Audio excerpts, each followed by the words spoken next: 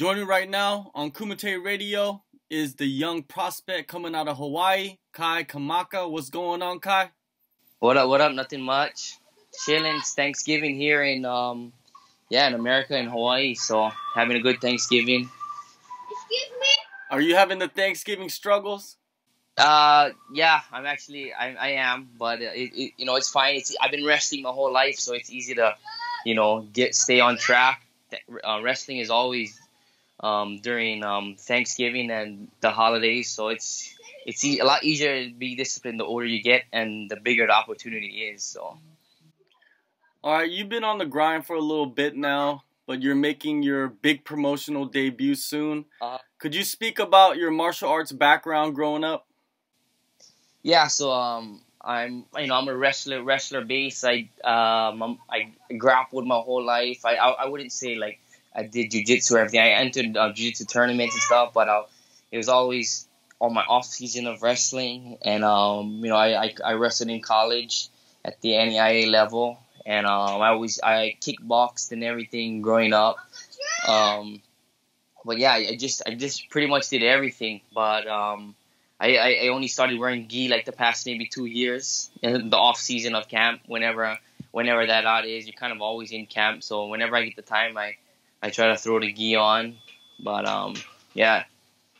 So I would say more of a wrestling base is my style. You, Christian Lee, even Max Holloway, you guys are part of the young crop of fighters coming out of Hawaii right now. What do you believe makes the newer generation different from, like, say, BJ Penn and that older generation? I don't know. There's just a bigger, there's a bigger pool of us. We all, and it's UFC and everything. All these major promotions, they made it easy for us to, be more likely to, have our hopes up.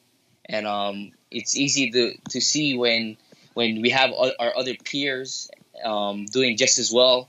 So it's good. It's very, very motivating too. I mean, there's a time when only BJ Penn was the one, and then now we slowly built it up to where, shoot, I mean, there's a bunch of us.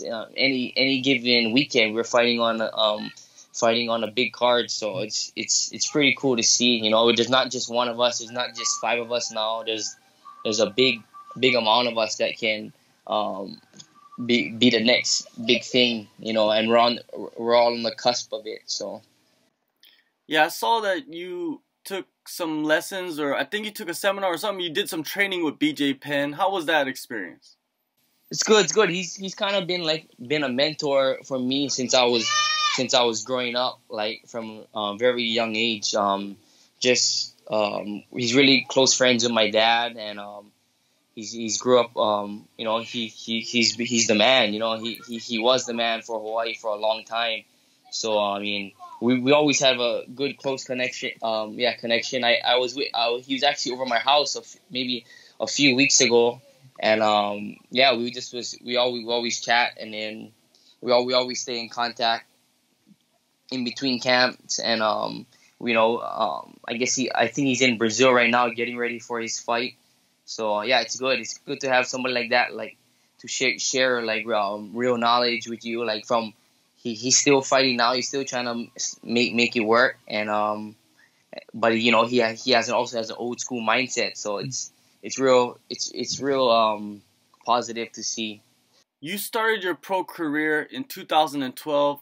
You were a teenager. How was that, man? Like fighting as a teenager? It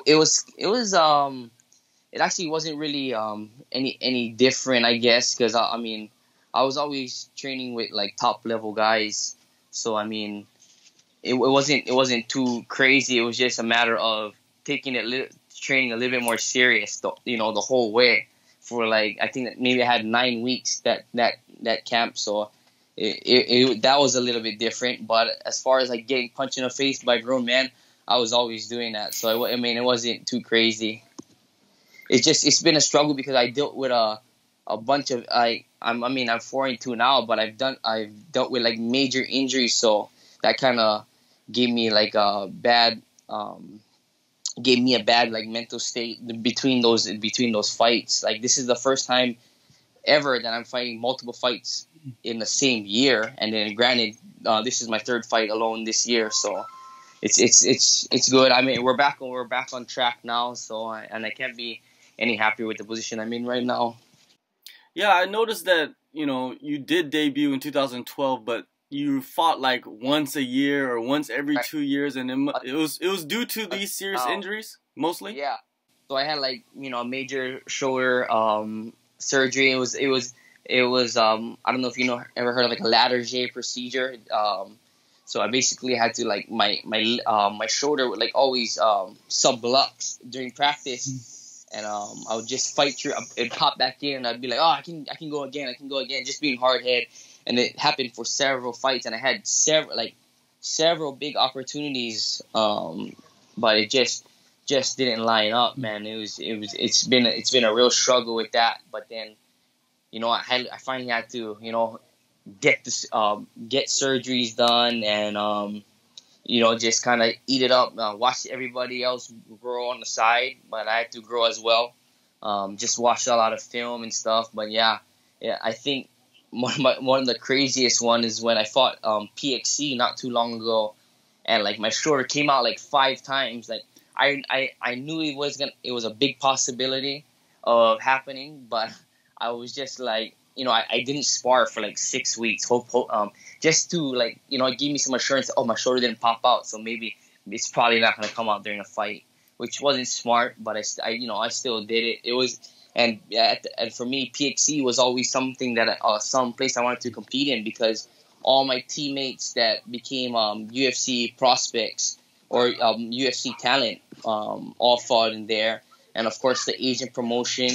As I'm Filipino, it just is very appealing to me. So I was, PXC, yeah, and I got to fight on the same night as my cousin Ray Cooper. I was like, I'm definitely gonna take this opportunity, but it didn't fare well. I mean, I lost like a decision, but I mean, we still thought we won, but it was rough. That fight was rough.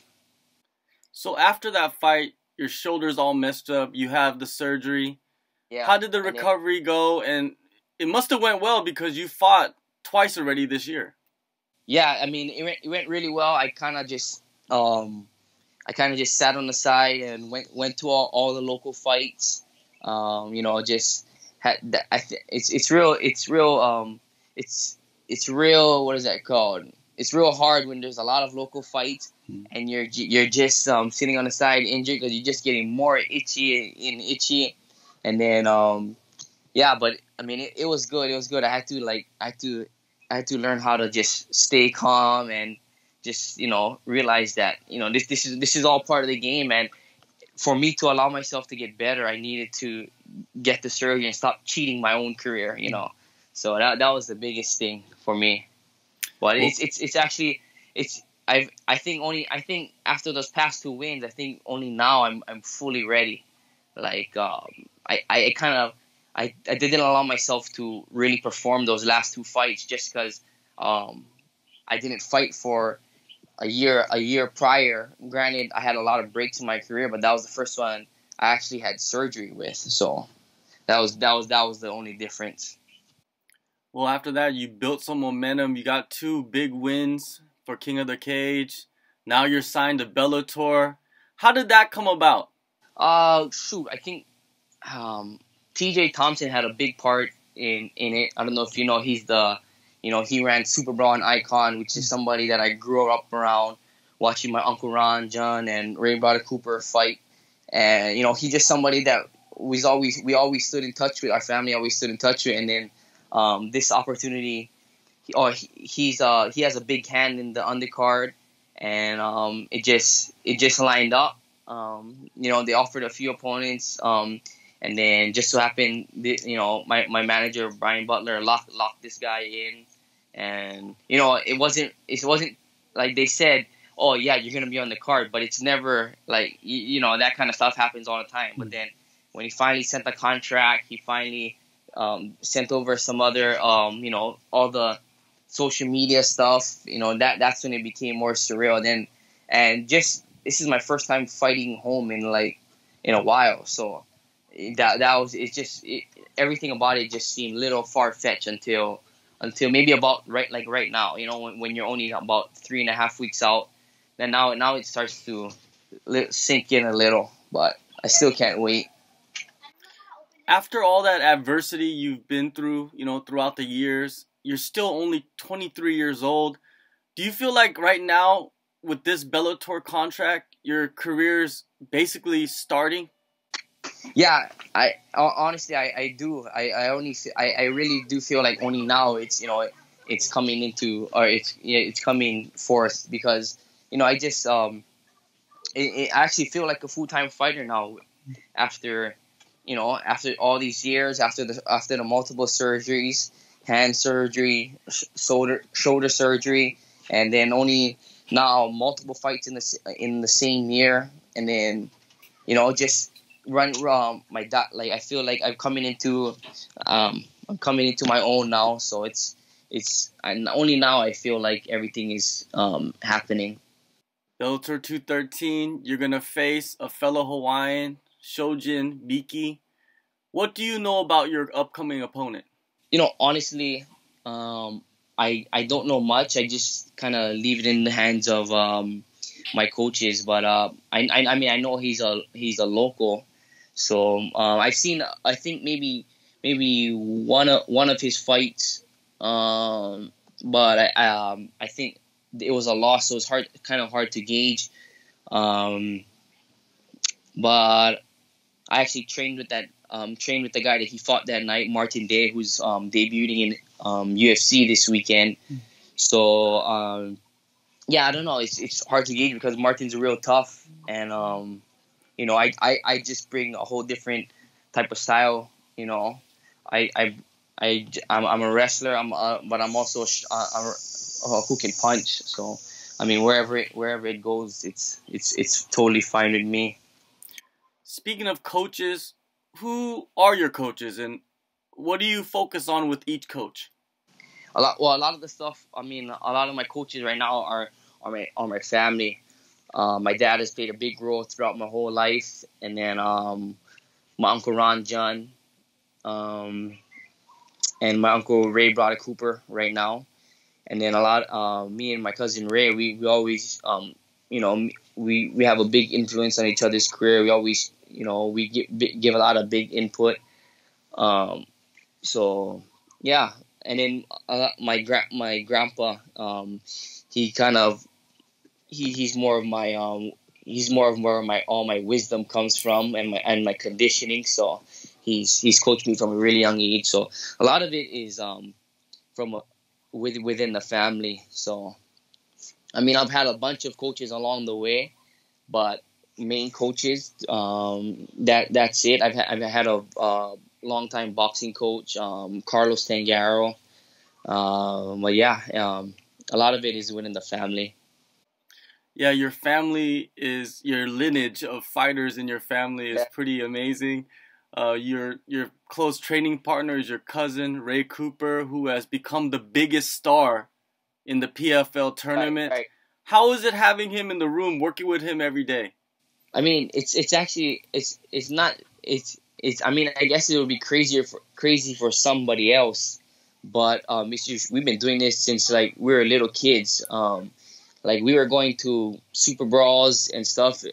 That was just all this type of stuff is what is stuff that we always dreamed about. And like for us, fighting at a big stage is always nice. But Blaisdell, that's always home to us, and but yeah, it's crazy for us to actually be making, finally making the turn in our careers. But yeah, I don't know. It's cool to have someone like that in our camp, but it also assures me that like I'm doing the right stuff too, right beside him. So it's very motivating. Bellator 213, December 15th. You're gonna make your debut. What kind of performance are you expecting out of yourself with everybody there? You're in your city. You're in your family's gonna be there. What do you expect? I expect the best performance of my career. Regardless of what in what fashion it comes in, it's gonna be the best Kai Kamaka you see. My weight's low. Everything just seems to be clicking right now. Still making gains in this camp, and everything's just falling into place. So I mean, don't expect anything less than my best performance yet. So.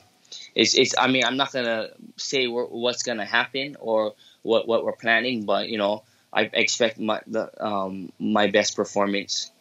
All right, man. December 15th, Bellator 213. Kai Kamaka faces Shojin Miki in a bantamweight contest in Honolulu, Hawaii, man. I'm excited for you, man, because I've seen your fights. I've seen you in PXC because I've been watching PXC for so long. Right, so right. yeah, good luck to you, man, and thank you for the time. Yeah, thank you.